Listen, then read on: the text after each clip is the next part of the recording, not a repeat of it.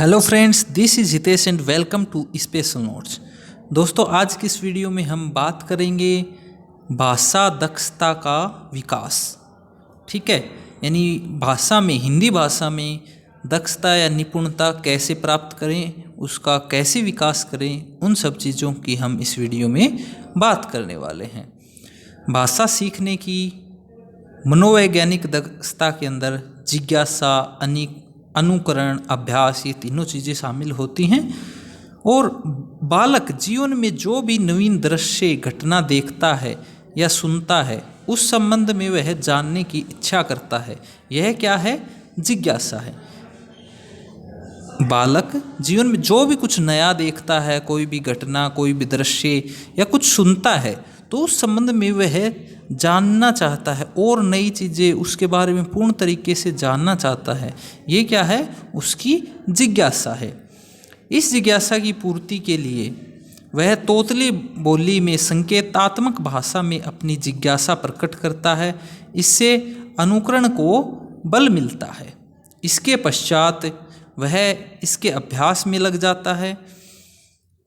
यानी कि जो सीखना चाहता है बच्चा, वो अपनी जिज्ञासा प्रकट करता है, इससे अनुकरण को बल मिलता है। उसके पश्चात क्या होता है? अनुकरण के बाद अभ्यास में लग जाता है बच्चा।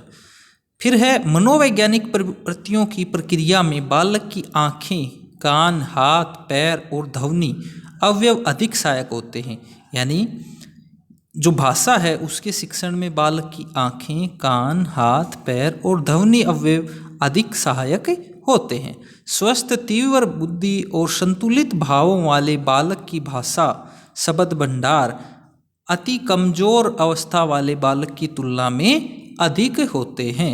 यानी जो बालक स्वस्थ होता है, तीव्र बुद्धि, भाव संतुलित होते हैं जिसके, वो कमजोर बालक की मुकाबले में, तुलना में अधिक जो भाषा शब्द भंडार उसके पास ज़्यादा होते हैं। इसलिए संतुलित विकास की दृष्टि से बालक को प्रारंभ में ही अच्छे प्राकृतिक, सामाजिक, सांस्कृतिक वातावरण के अवसर उपलब्ध कराए जाने चाहिए। फिर है भाषा का संबंध मानसिक क्रिया से है। किसी उत्तेजना के कारण बालक के मन में प्रतिक्रिया उत्पन्न होती है। उस प्रतिक्रिया के कारण अचानक ध्वनि प्रस्फुलित होती है। उस क्रम में भाषा का जन्म होता है। यानी कि मन में बच्चे के चलता रहता है, प्रतिक्रिया जब उत्पन्न होती है बालक के मन में, जब अचानक से ध्वनि प्रस्फुलित होती है, उस क्रम को भाषा का जन्म कहा जाता है। वहीं से भाषा का जन्म होता है। उत्तेजना, प्रतिक्रिया, ध्वनि क्रिया भाषा सीखने की कला है। फिर है भाषा सीखने की प्रक्रिया में मनोवैज्ञानिक प्रवृत्तियों जैसे जिज्ञासा, अनुकरण और फिर अभ्यास सक्रिय रहते हैं।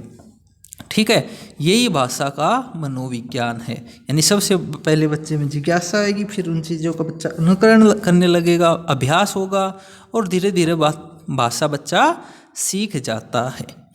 बालक किसी वस्तु को देखता है तो उसे पकड़ने, उठाने का प्रयास करता है, उसे मुख में रखने का प्रयास करता है। कभी वह फेंकता है, फेंकने पर विशेष प्रकार की ध्वनि सुनता है, वह उसे अच्छी लगती है तो वह फिर बार बार उठाता है और फेंकता है।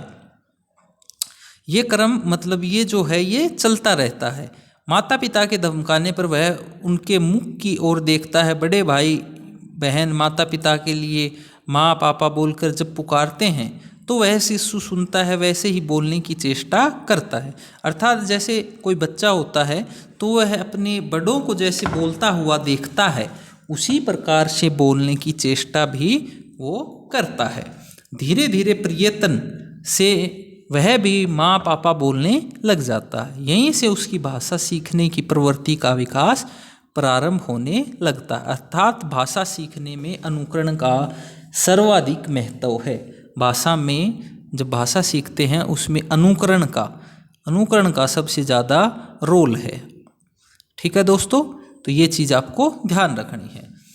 अब आता है मस्तिष्क में भाषा बिंब का निर्माण कैसे होता है। तो देखते हैं, भाषा सीखने की प्रक्रिया में बालक के मस्तिष्क में 4 भाषा बिंब बनते हैं। पहला है दृश्य बिंब, दूसरा है श्रुति बिंब, तीसरा है विचार बिंब और चौथा है भाव बिंब। तो सबसे पहले बात करेंगे दृश्य बिंब के बारे में। अब देखते हैं दृश्य बिंब क्या होता है। तो देखिए, बालक का ज्यों ज्यों शारीरिक विकास होता है त्यों त्यों वह अपने आसपास की वस्तुओं, वातावरण व दृश्य आदि को बार बार देखता है। यानी कि जैसे जैसे बच्चे का शारीरिक विकास होता जाता है वह अपने आसपास की वस्तुओं, वातावरण में जो भी दृश्य हैं उनको बार बार देखता है। एक ही दृश्य को बार बार देखते रहने से उसके मस्तिष्क में उस वस्तु का या दृश्य का आकार बन जाता है। यानी कोई भी चीज़ ले लीजिए, जैसे मान लीजिए घर में फैन है, पंखा है, वो बच्चा लेटा लेटा फैन देखता है, डेली फैन देखता रहता है, तो उस चीज़ का एक दृश्य है वो बच्चे के मस्तिष्क में बन जाता है। मस्तिष्क में बना हुआ वह दृश्य बालक बार बार दृश्य बिंब, जो बालक बार बार देखता है और जो दृश्य है वह क्या कहलाता है? दृश्य बिंब कहलाता है। बालक के मस्तिष्क में बना हुआ किसी वस्तु, चित्र, दृश्य या प्राणी का आकार ही दृश्य बिंब होता है।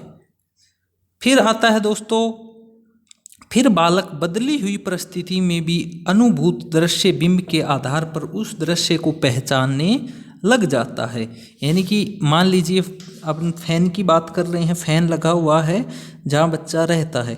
अगर बच्चा दूसरे कमरे में जाता है और वहाँ फैन लगा हुआ है तो बच्चा उसको पहचानने की कोशिश करता है। जैसे सर्वप्रथम गाय को देखा गया तो गाय का बिंब बालक के मस्तिष्क में बन जाता है।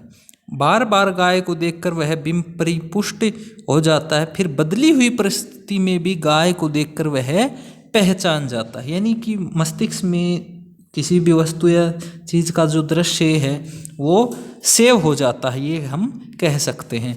फिर अलग अलग परिस्थितियों में भी बच्चा उस दृश्य को पहचान पाता है। पक्षु ग्राह्य पदार्थों से मस्तिष्क में दृश्य, पक्षु नहीं है, चक्षु है, चक्षु ग्राह्य पदार्थों से, यानी अगर हम सिंपल बात करें आँखों से मस्तिष्क में दृश्य बिंब बनते हैं। उदाहरण के लिए पंखा शब्द और पंखा वस्तु दोनों ही दृश्य बिंब बनाते हैं। यानी कि अगर मान लीजिए आपके सामने किसी ने कह दिया पंखा, तो आपके माइंड में जो है फैन की जो पिक है उसका दृश्य बिंब है वो आ जाता है फैन कहते ही। तो ये पंखा शब्द और पंखा वस्तु दोनों ही दृश्य बिंब बनाते हैं। ये हो गया दृश्य बिंब। अब आता है अपना श्रुति बिंब। तो बार बार गाय को देखने से दृश्य बिंब बन जाने पर जब गाय को देखकर माता पिता भाई बहन उसे गाय गाय इस नाम से पुकारते हैं, इससे गाय की शब्द ध्वनि बालक के मस्तिष्क में बनने लगती है। यानी कि जैसे गाय आई तो घर के जो अन्य सदस्य हैं वो उसको गाय बोलते हैं, गाय गाय कह के पुकारते हैं। तो वो जो ध्वनि है गाय गाय जो बोलते हैं वो बच्चे के मस्तिष्क में सेट हो जाती है, बच्चा के मस्तिष्क में वो बनने लग जाती है। यानी कि जब गाय आएगी तो उसके मस्तिष्क में वही ध्वनि आएगी कि गाय, वो ध्वनि बच्चे के मस्तिष्क में स्टर होने लग जाती है। वस्तु या प्राणी विशेष के साथ उसे नाम को सुनने से बालक के मस्तिष्क में इसका श्रुति बिंब भी बनने लगता है। जैसे गाय देखी और उसका फिर गाय शब्द की जो ध्वनि है वो सुनी तो उसका श्रुति बिंब भी वो साथ साथ बनने लग जाता है। दृश्य बिंब के साथ साथ उसके नाम की ध्वनि का बिंब भी बन जाना श्रुति बिंब है। यानी कि दृश्य बिंब तो पहले से है, उसके साथ साथ उसके नाम की ध्वनि जो होती है उसका भी बिंब बन जाना क्या है? श्रुति बिंब है। हम जितनी ध्वनियाँ सुनते हैं उसको सुनते ही मस्तिष्क में श्रुत बिंब बनते हैं। ठीक है दोस्तों, तो ये ऐसा था।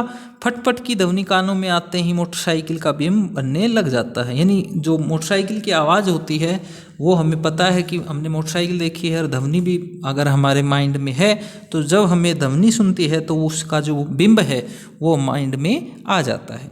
अगला होता है दोस्तों विचार बिंब।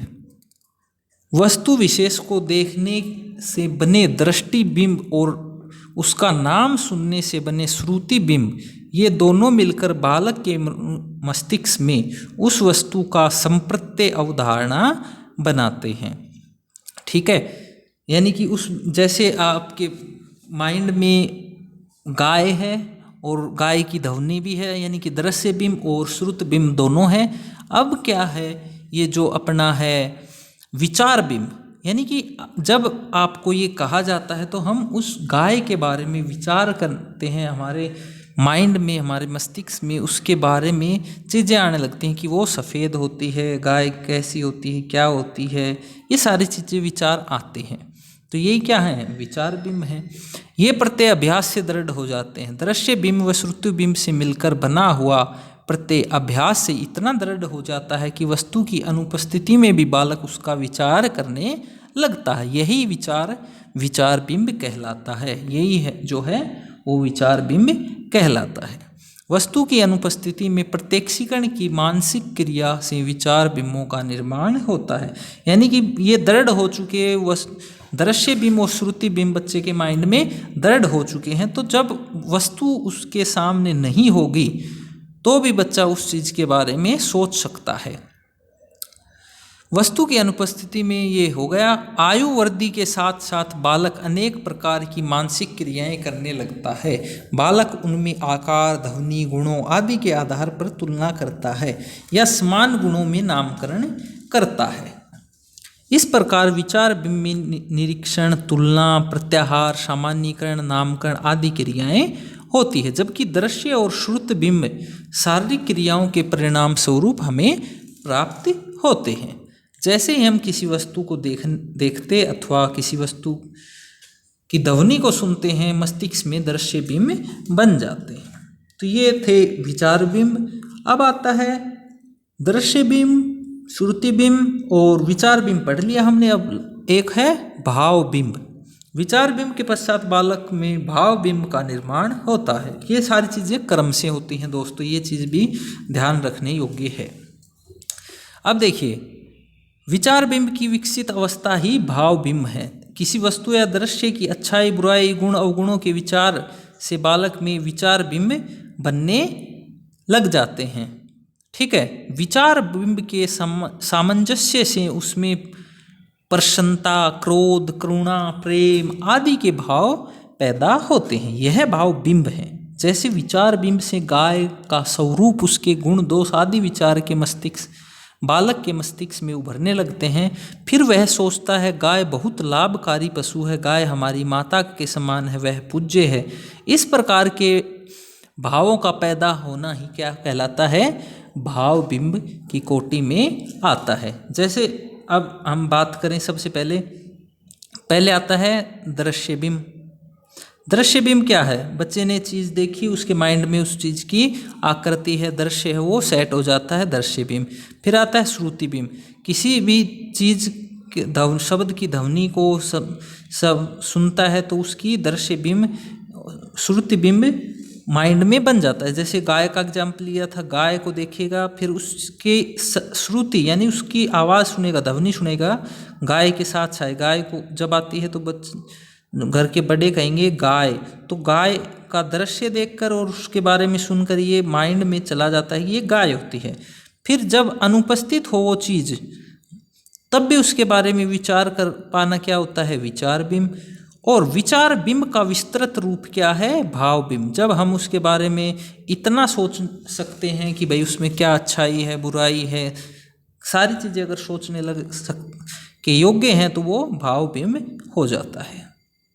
अब है दोस्तों बिंबों से संबंधित अन्य महत्वपूर्ण तथ्य। पहला है बालक द्वारा किसी को देखकर प्रसन्न होना व उसके पास जाना तथा किसी को देखकर रोना व दूर भागना, ये सब भी क्या है, बालक के भाव बिंब के कारण ही होते हैं। ये सब भी किसके कारण होते हैं, भाव बिंब के कारण होते हैं। घर में बार बार पिताजी को बालक देखता है, उसके मस्तिष्क में पिताजी का आकार बन जाता है, यह दृश्य बिंब है। सही बात है, देख देख के क्या बन जाता है, दृश्य बिंब बन जाता है। पिताजी के आते ही बड़े भाई बहन पापा बोलते हैं, पापा की ध्वनि उसके मस्तिष्क में बन जाती है, ये क्या है, श्रुति बिंब है। ये देखिए क्रम से होता है, दृश्य बिंब, फिर श्रुति बिंब आया। फिर देखिए पिता के दृश्य बिंब से श्रुति बिंब का संबंध वह उनके बारे में विचार करने सॉरी, पिता के दृश्य बिंब से श्रुति बिंब का संबंध सुदृढ़ हो जाने पर पिता की अनुपस्थिति में भी वह उनके बारे में विचार करने लग जाता है। ये क्या है?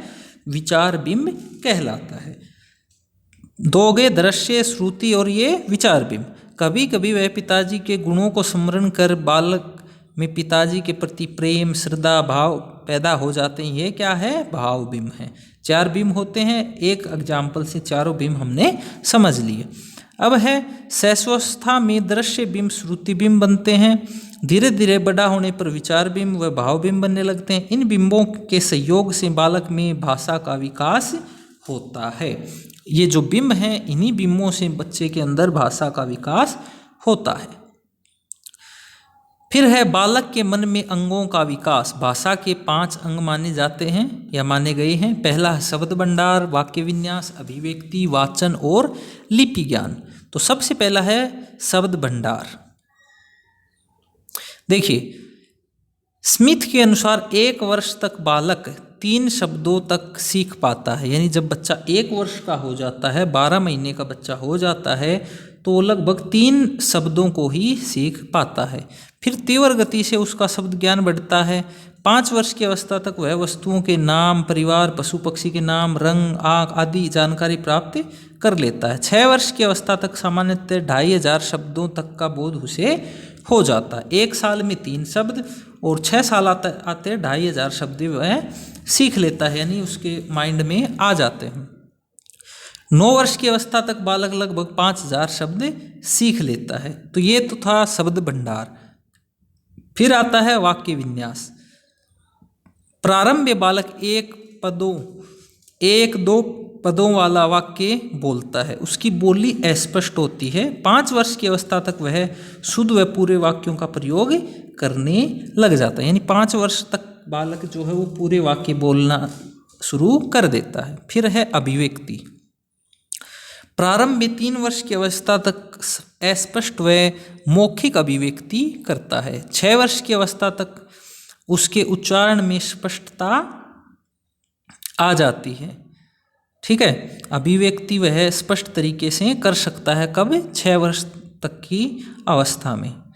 मातृभाषा में बालक अपने विचारों को सरल भाषा में प्रकट करने में सक्षम हो जाता है। यानी इस उम्र तक आते आते 6 वर्ष का होते होते बच्चा अपने जो विचार हैं उनको मातृभाषा में प्रकट करने लग जाता है। फिर है वाचन। 6 से 9 वर्ष की आयु में चित्र अक्षरों की सहायता से पढ़ने लगता है। यदि वाचक का आधिकारिक अवसर मिले तो वह जटिल व्यंजन गुच्छ वाले बड़े बड़े जो शब्द हैं उनका वाचन भी कर सकता है। फिर आता है दोस्तों लिपि।